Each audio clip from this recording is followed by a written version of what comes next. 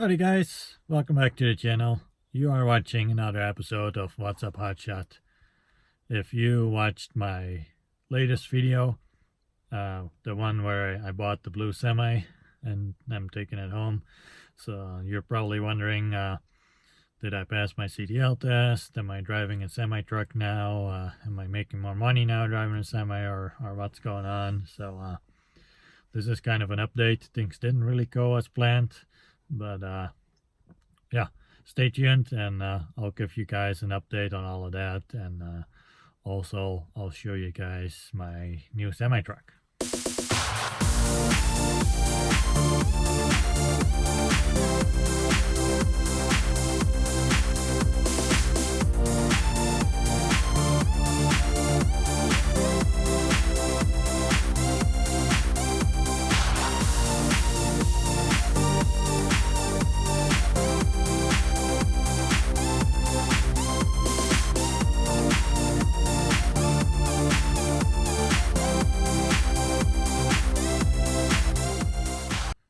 So, like I said earlier, things didn't really go as planned. I did take my CDL test and I passed my first try. The examiner, the lady that was doing the test, was actually saying I did a really good job on everything. So that went great. I thought I was planning on doing a video that day to show you guys, but then what ended up happening is I used the semi-truck that I'm about to show you guys, and I used my Big Tex gooseneck trailer that's hooked up to this, to my Hotshot truck that I've been using. And I put, you know how there's the tube coming down from the gooseneck, and you can disconnect it. There's a pin in there and two bolts that hold it in place. You can actually take that tube out and you can put another tube in there with a fifth wheel connection with a kingpin on it. So that's what I did. I bought one of those so I could actually pull my gooseneck trailer connected to the fifth wheel on the semi. And I didn't think I would have any issues with that. I've seen lots of people do it. It's totally legal. But what ended up happening is at my CDL test, they gave me a no tractor trailer restriction.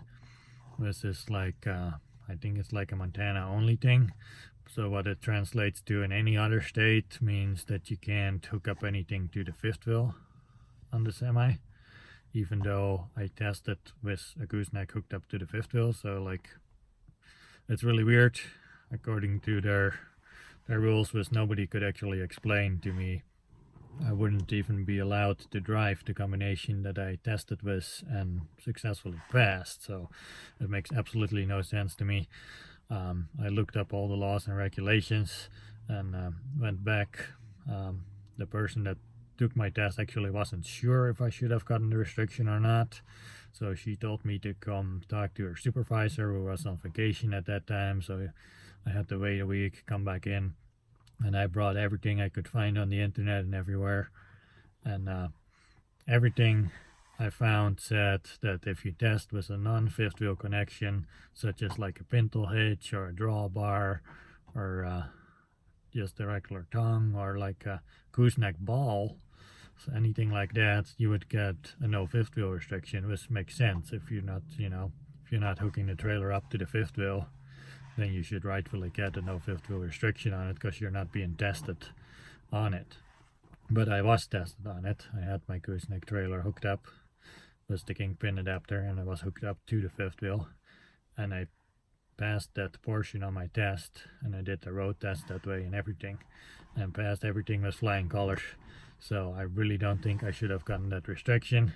I talked to the supervisor for about an hour. I brought everything I could find that legally showed that I was right and that there were no grounds for them to give me that restriction, because literally what it says in the regulations is if you test with a non-fifth wheel connection. Well, obviously my trailer was connected to the fifth wheel, but anyway, I was really pissed off about it, so I didn't make a video that day. I'm still pissed about it, because what I have to do now is retest. I got to do the whole test again except for the written test, even though I now have a Class A CDL that has that restriction on it. So I got to do the pre-trip, the skills test, and the road test again with a different trailer. Basically, what the guy was telling me is it came down to my apron not being big enough, but he couldn't show me anywhere where it said how big an apron needs to be, and I wasn't able to look up anything that even mentioned apron size anywhere in like FMCSA regulations or anything. And I asked him to show it to me somewhere, but he couldn't. And yeah, I think it's a bunch of BS, but it is what it is. So I have my Class A CDL right now. It would be good for a hotshot truck. I could do CDL hotshot trucking right now, but I still can't drive the semi truck with anything hooked up to the fifth wheel. So basically, driving a semi with it is useless because of that restriction. Unless I was pulling a pintle hitch trailer or something like that. So that really sucks because you have to schedule the tests ahead of time. Their schedule is usually about a month out. And right now, we're getting into the winter. It is snowing a lot up in Montana.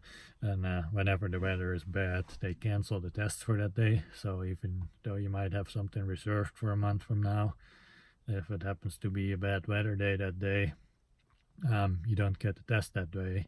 And you can't just be like, well, maybe tomorrow is better, I can do tomorrow. You gotta book another slot, which will be another month out at that point. And yeah, so who knows if I can even still drive the semi truck at all this winter because of that. But yeah, we'll see. Enough about that. Very, very unfortunate. I'm paying $1,200 insurance a month on the semi because I had to get my insurance on it before I could drive it over and test in it, and I can't cancel it unless I sell the truck. They won't let me cancel the insurance on it, so now I'm paying $1,200 a month in insurance alone just for the semi truck to sit there until I can eventually get this restriction taken off my license. It's just such a bunch of BS, but oh well, it is what it is. I did continue just using this pickup truck right here to do hotshot trucking, and last month, October, was actually a really good month for me. Revenue wise, it was the highest grossing month I've had so far. Granted, I took the summer off, and this whole summer rates have been exceptional, so I guess keep that in mind. But it was a really good month for me. This month right now has been rates and load availability has been slowing down a little bit, but it's kind of hit and miss still. I still have, actually right now, the loads I have, I'm home for the weekend right now, but the two loads I have on here are both partial loads, but they're both paying about $2 a mile, so that is actually a really great load. I'll show it to you guys, and then I'll walk up to the semi truck which is parked behind me here and show that to you guys. I did ended up getting a different semi than the blue one you have seen in my other videos. Nothing wrong with that one really. I think I just got a little excited when I saw it at the auction, and it looks really nice. It's a really cool looking truck, but I just don't think it's as practical for me, and for me to get it up to where I want it to be, to use it over the road the whole time, I would have to invest quite a bit of money into it. Even, I mean, it runs and drives and everything. It's a good, it was used as a farm truck, and it would be totally fine for that without really putting any money into it. But to use it over the road, I would want to change a few things. And this, for example, too, the sleeper is really small in it. It's like one of those coffin sleepers. So even though, it's an upgrade from this back here, from a hotshot truck, pretty much anything else is going to be better than that. And I got a really good deal on this other semi truck, so I didn't want to pass up on that. And I figure I'll just sell the blue one again. And then I ran into some title issues with it because it came from an estate sale from a farm. I guess the guy is deceased, and they didn't send me the right power of attorney paperwork. They sent me a copy of it, and then the DMV needed the original. So that's been a battle trying to just change the title on it too. So I was like, okay, I might as well just buy this other semi-truck, then I can actually use it right away, get the title transferred, apply for my IFTA license and apportion plates and everything, which I did, and I got those. So that truck is, the white truck I'm about to show you guys, is ready to hit the road and make me money as soon as I can get that CDL restriction removed. Which unfortunately might be a while, but that was another thing that came into play, another reason why I decided to buy this other semi-truck instead of keeping the blue one, because I still have not been able to get the title transferred on it, and I just actually got another piece of mail with the original notarized copy in it. So hopefully this next week I can actually go to DMV and transfer it, and after that I'll be selling it if anyone is interested in that blue truck. It runs and drives well. It's a Cummins M11 engine, gets really great miles per gallon. It's a really cool looking truck, single axle semi. I don't know, I'll probably post it on Facebook Marketplace or something, and we'll see if anybody wants to sell it. I bought it for $10,000 at the auction. I would sell it again for $10,000. I'm not looking to make any money of it, and that would actually really help me out if I could sell that right now. Is the situation the way it is, where I'm paying insurance on this new semi truck that I can't even use. So yeah, that's that. We did have good loads this last month, and this month has still been pretty good. So overall things aren't too bad. Just disappointing I can't use the semi yet, and you guys are gonna have to wait a while probably before I can do a comparison and see how I can, or if I'm making more money with the semi and how all that works out. So probably for the next month or two I'll still be driving the Hotshot truck, and but I'll keep making videos. I already have a bunch of stuff ready to go from loads that I did this last month. So I just got to edit those videos, and then I can post some of those as well. But yeah, let's go take a look at the semi that I bought. So here they are. These are the two loads I got on the trailer right now. They're both really low, which is really good. You get good mileage that way. I feel like weight doesn't really matter as much for the miles per gallon you get. Basically just the height. And yeah, here's the new semi truck. Got the portion plates on it already. It is basically ready to go. It's a cool truck. It runs well. I've driven it for about 1,000 miles now, and actually I'm really surprised at the mileage that I'm getting with this. So I've driven it 800 miles. Since I've driven it 1,000 miles, but 800 miles since I filled it up and tested the MPG on it, and half of that was with my gooseneck trailer that's right out here, hooked up to it. The other half was just the truck empty by itself, and I actually averaged 11.6 miles per gallon with this truck, so I am really impressed with that. Look at all the room in the back here. This is the bed setup I have here.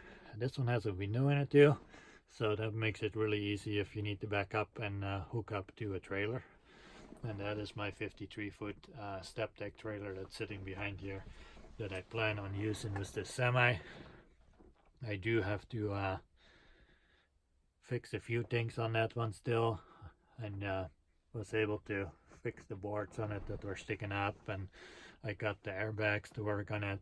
I do still need to make some adjustments to the brakes, and I got some new tires, 2 of them that I have to replace. They just came in, so but I haven't really made as much of a priority on that trailer because I can't use the truck right now anyway with that trailer until I get that CDL restriction removed. So, but yeah, look at all the room that's in the back here. Got a shelf on top, put some clothing up there or whatever you want. Nice and comfortable. This opens up right here too. I can do it single-handedly. Yep, there we go. So got more storage down here. Got some tools and stuff already in here. So I bought some extra equipment just to not have to change stuff move it from one truck to the other and back. So I just got a bunch of extra stuff, and yeah, basically this truck is ready to go. It's really nice and clean. It has 250 something thousand original miles on it. This is absolutely nothing for a semi truck. The guy I bought it from used it for car hauling at first, but he only did it for about a year. This is why the mileage is so low on it, and then he used it still to haul his RV back to Arizona. He lives up here in Idaho, but that's the only thing he used it for. But he's retired now. He's getting too old to still do that, so that's why he decided to sell it. See, I even got my IFTA decal. Everything is ready to go on here. I replaced the air hoses on the back.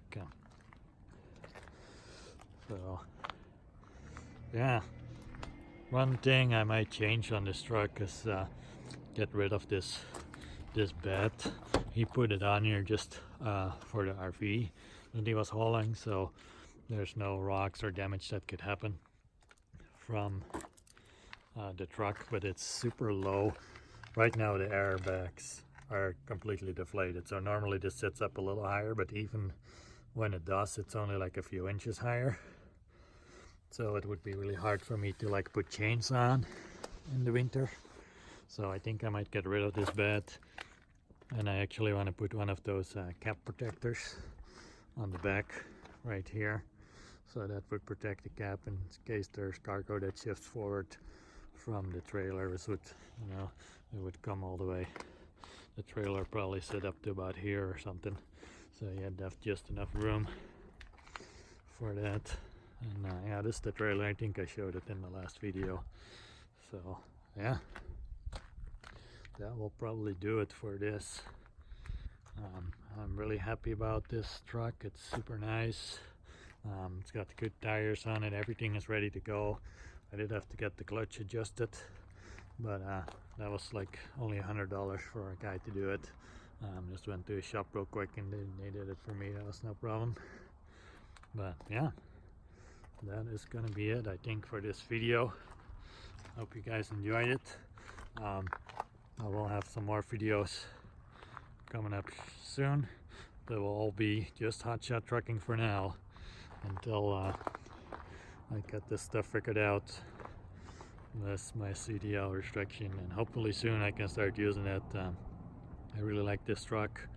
I would like to put it to work, and right now when loads are slowing down for hotshot a lot during the winter, but there's still any day, every day, there is $2 a mile and over semi truck loads, just everywhere.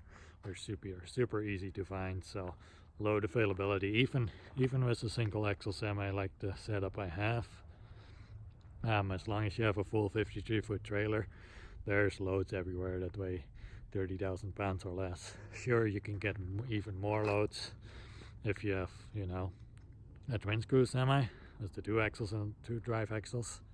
Of course you can get more loads. Then you could also pull drive ends. Drive ends are paying super good right now. Kind of wish I could do that during the winter, but maybe that's in the future. We'll see. But yeah, no, there's load availability is like night and day difference for hotshot versus semi. So I think once I can finally drive this truck, I'll be doing really well with it. But yeah, that'll be it for this video. Leave me a comment, let me know what you think. If you're not already, please subscribe to the channel, and I'll try and keep the videos coming. Thanks for watching.